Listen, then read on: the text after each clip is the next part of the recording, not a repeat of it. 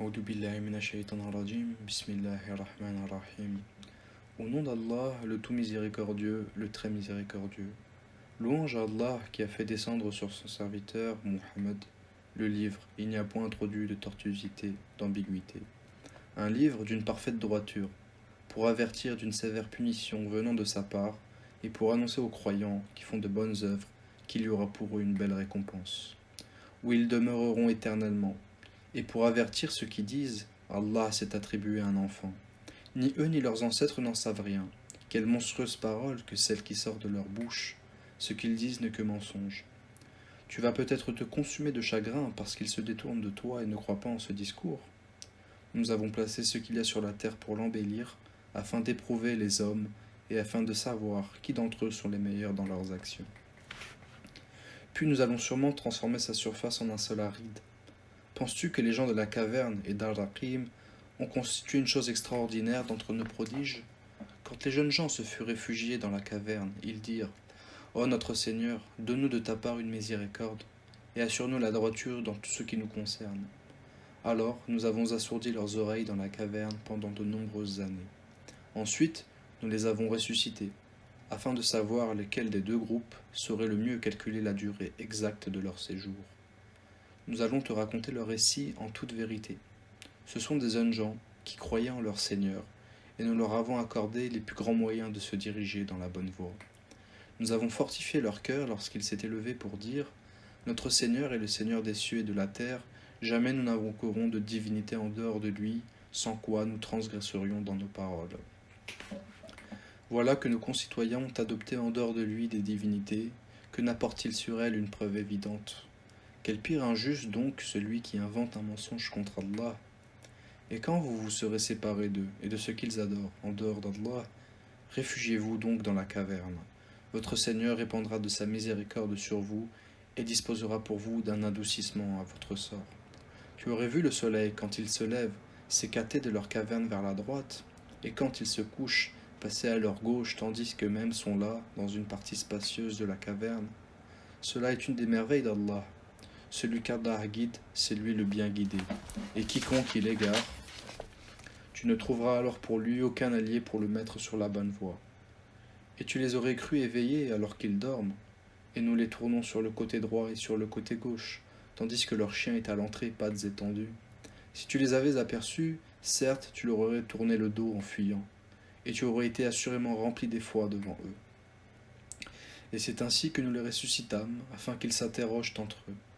L'un parmi eux dit « Combien de temps avez-vous demeuré là ?» Ils dirent « Nous avons demeuré un jour, ou une partie d'un jour. » D'autres dirent « Votre Seigneur sait mieux combien de temps vous y avez demeuré.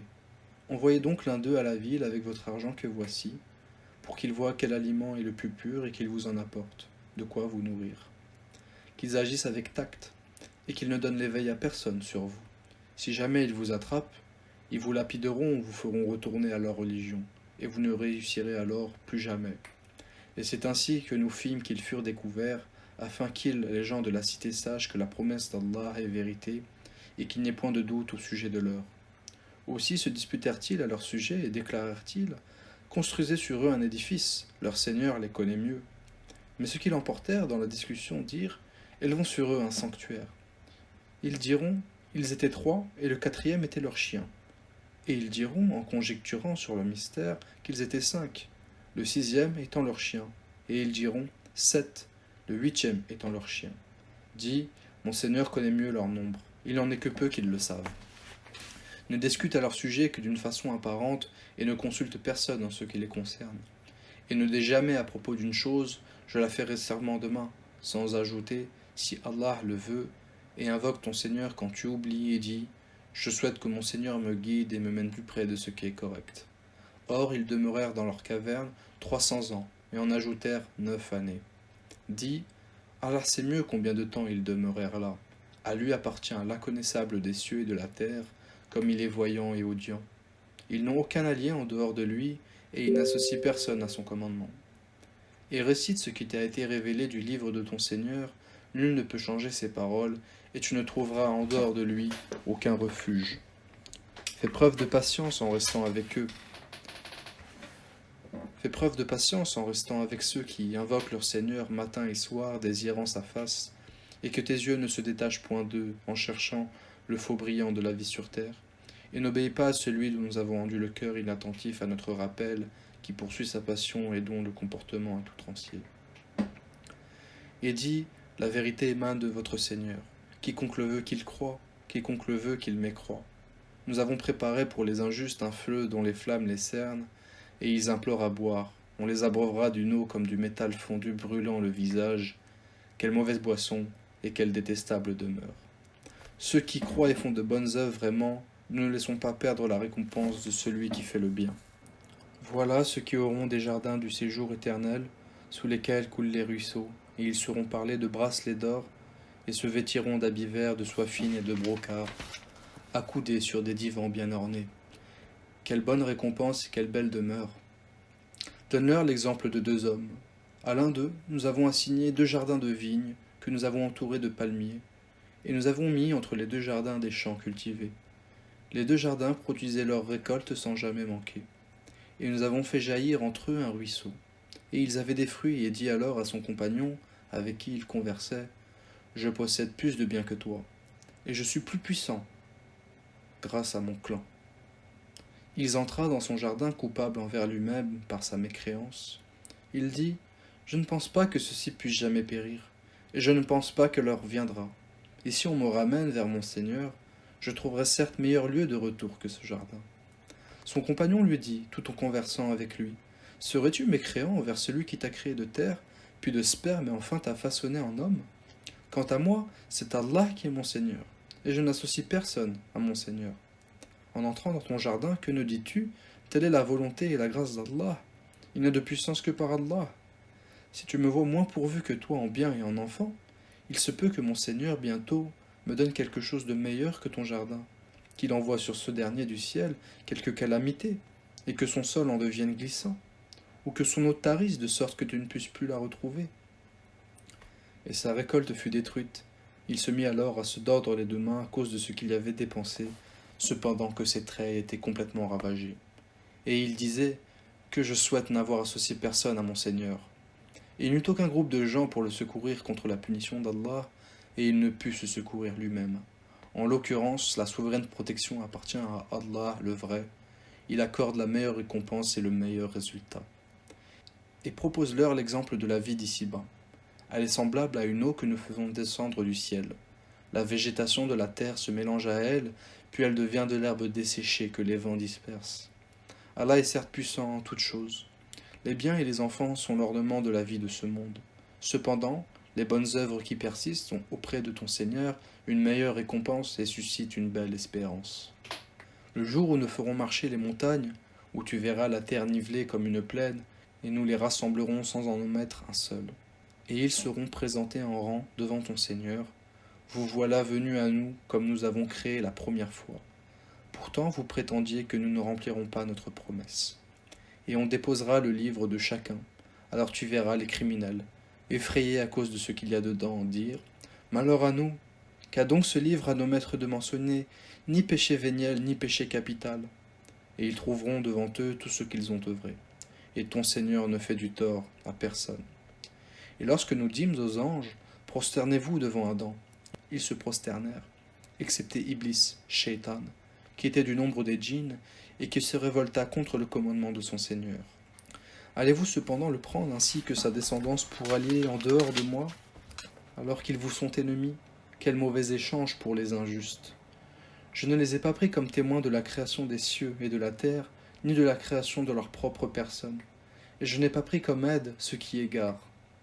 Et le jour où il dira « Appelez ce que vous prétendiez être mes associés », ils les invoqueront, mais eux ne leur répondront pas. Nous aurons placé entre eux une vallée de perdition. Et les criminels verront le feu. Ils seront alors convaincus qu'ils y tomberont, et n'en trouveront pas d'échappatoire. Et assurément, nous avons déployé pour les gens, dans ce Coran, toutes sortes d'exemples. L'homme cependant est de tous les êtres le plus grand disputeur. Qu'est-ce qui a donc empêché les gens de croire lorsque le guide leur est venu, ainsi que de demander pardon à leur Seigneur, si ce n'est qu'ils veulent subir le sort des anciens ou se trouver face à face avec le châtiment? Et nous n'envoyons des messagers que pour annoncer la bonne nouvelle et avertir, et ceux qui ont mécru disputent avec de faux arguments, afin d'affirmer la vérité et prennent en raillerie mes versets, le Coran, ainsi que ce châtiment dont on les a avertis. Quel pire injuste que celui à qui on a rappelé les versets de son Seigneur, et qui en détourna le dos en oubliant ce que ses deux mains ont commis. Nous avons placé des voiles sur leur cœur, de sorte à ce qu'ils ne comprennent pas le Coran, et mis une lourdeur dans leurs oreilles. Même si tu les appelles vers la bonne voie, jamais ils ne pourront donc se guider. Et ton Seigneur est le pardonneur, le détenteur de la miséricorde, et s'ils s'en prenaient à eux pour ce qu'ils ont acquis, il leur hâterait certes le châtiment, mais il y a pour eux un terme fixé pour l'accomplissement des menaces contre lesquelles ils ne trouveront aucun refuge. Et voilà les villes que nous avons fait périr, quand leurs peuples commirent des injustices. Nous avons fixé un rendez-vous pour leur destruction. Rappelle-toi quand Moïse dit à son valet « Je n'arrêterai pas avant d'avoir atteint le confluent des deux mers, dussé-je marcher de longues années. » Puis lorsque tous deux eurent atteint le confluent, ils oublièrent le poisson, qui prit alors librement son chemin dans la mer. Puis lorsque tous deux eurent dépassé cet endroit, il dit à son valet « Apporte-nous notre déjeuner, nous avons rencontré de la fatigue dans notre présent voyage. » Le valet lui dit « Quand nous avons pris refuge près du rocher, vois-tu, j'ai oublié le poisson. Le diable seul m'a fait oublier de te le rappeler. » Et il a curieusement pris son chemin dans la mer. Moïse dit « Voilà ce que nous cherchions. » Puis ils retournèrent sur leurs pas, suivant leurs traces. Ils trouvèrent l'un de nos serviteurs à qui nous avions donné une grâce de notre part, et à qui nous avions enseigné une science émanant de nous. Moïse lui dit « Puis-je te suivre, à la condition que tu m'apprennes de ce qu'on t'a appris concernant une bonne direction ?» L'autre dit « Vraiment, tu ne pourras jamais être patient avec moi. Comment endurerais-tu des choses que tu n'embrasses pas par ta connaissance ?» Moïse lui dit « Si Allah le veut, tu me trouveras patient, et je ne désobéirai à aucun de tes ordres. » « Si tu me suis, dit l'autre, ne m'interroge sur rien tant que je ne t'en aurai pas fait mention. » Alors les deux partirent, et après qu'ils furent montés sur un bateau, l'homme y fit une brèche. Moïse lui dit « Est-ce pour noyer ces occupants que tu l'as ébréché? Tu as commis certes une chose monstrueuse. » L'autre répondit « N'ai-je pas dit que tu ne pourrais pas garder patience en ma compagnie? Ne t'en prends pas à moi, dit Moïse, pour un oubli de ma part, et ne m'impose pas de grandes difficultés dans mon affaire. » Puis ils partirent tous deux, et quand il eut rencontré un enfant, l'homme le tua. Alors Moïse lui dit « As-tu tué un être innocent qui n'a tué personne?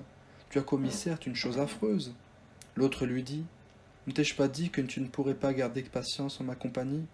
Si après cela je ne t'interroge sur quoi que ce soit, dit Moïse, alors ne m'accompagne plus.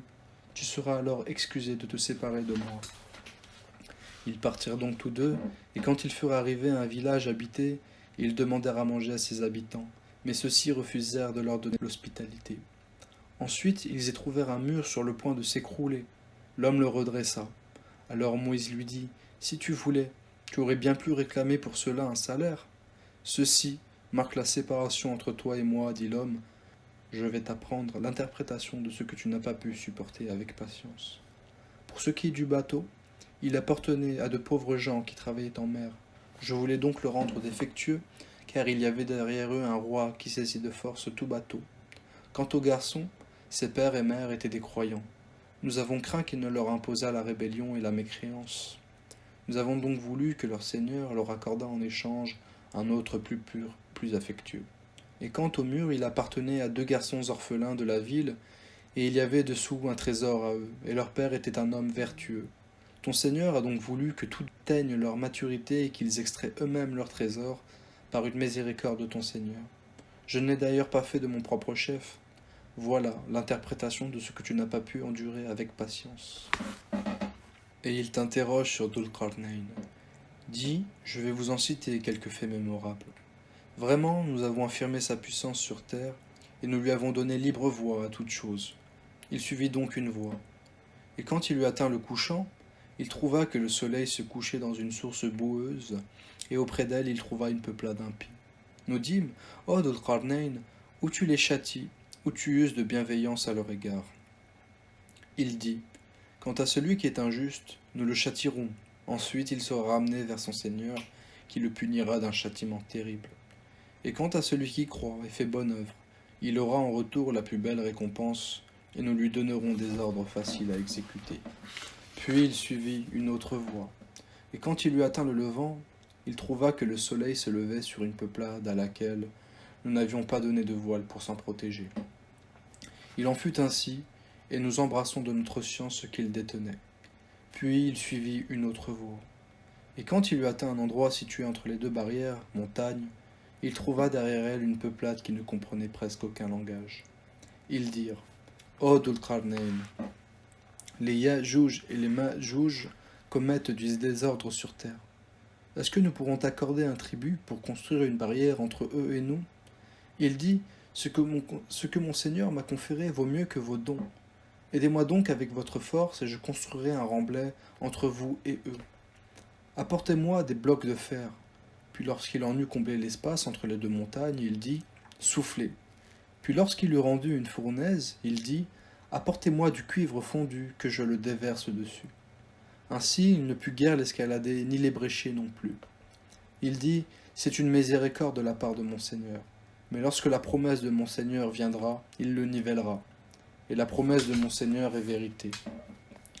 Nous les laisserons ce jour-là déferler comme les flots les uns sur les autres, et on soufflera dans la trompe, et nous les rassemblerons tous. Et ce jour-là, nous présenterons de près l'enfer aux mécréants, dont les yeux étaient couverts d'un voile qui les empêchait de penser à moi. Et ils ne pouvaient rien entendre non plus. Ceux qui ont mécru, comptent-ils donc pouvoir prendre pour alliés mes serviteurs en dehors de moi? Nous avons préparé l'enfer comme résidence pour les mécréants. Dis, voulez-vous que nous apprenions lesquels sont les plus grands perdants en œuvre? Ceux dont l'effort de la vie présente s'est égaré alors qu'ils s'imaginent faire le bien. Ceux-là qui ont nié les signes de leur Seigneur ainsi que sa rencontre. Leurs actions sont donc vaines. Nous ne leur assignerons pas le poids au jour de la résurrection. C'est que leur rétribution sera l'enfer pour avoir mécru, pris en raillerie mes signes, enseignements et mes messagers. Ceux qui croient et font de bonnes œuvres auront pour résidence les jardins du Firdao, paradis, où ils demeureront éternellement sans désirer aucun changement. Dis, si la mer était une encre pour écrire les paroles de mon Seigneur, certes, la mer s'épuiserait avant que ne soient épuisées les paroles de mon Seigneur, quand même nous lui apporterions son équivalent comme renfort. Dis, je suis en fait un être humain comme vous. Il m'a été révélé que votre Dieu est un Dieu unique. Quiconque donc espère rencontrer mon Seigneur, qu'il fasse de bonnes actions et qu'il n'associe dans son adoration aucun autre à son Seigneur.